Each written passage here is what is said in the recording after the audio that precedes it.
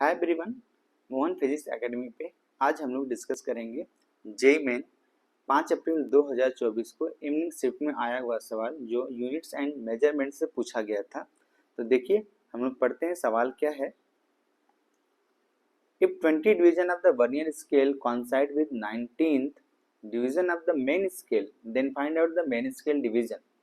हमसे main scale division का पूछा गया है given that 0.1 mm is the least count of the vernier scale. Vernier scale का लिस्ट काउंट बताया गया है। कितना है लिस्ट काउंट? देखिए लिस्ट काउंट हमको बताया गया 0.1 mm। क्लियर है?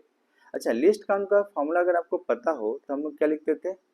MSD main scale division minus vernier scale division, यही सीखा है हम लोगों ने। क्योंकि अब सवाल के हिसाब से 20 division of the vernier scale division coincide with the 19th division of the main scale division. Clear है? तो एक VSD की वैल्यू हम लोग निकाल सकते हैं क्या? देखिए तो ये कितना आएगा 19/20 MSD। अब लिस्ट काउंट कैलकुलेट करते हैं तो MSD माइनस 19/20 MSD, जिसकी वैल्यू कितनी हो जाएगी?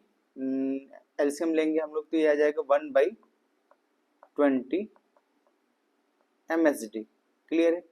अब मुझे मेन स्केल डिवीजन ही तो चाहिए था। लिस्ट काउंट की वैल्यू कितनी थी? 0.1 mm। तो मल्टीप्लाई कर देते हैं तो क्या लिखूंगा? देखिए 0.1 mm is equal to 1/20 main scale division, जिनको सॉल्व करने के बाद जो मेन स्केल का डिवीजन आएगा अपने पास वो कितना आएगा?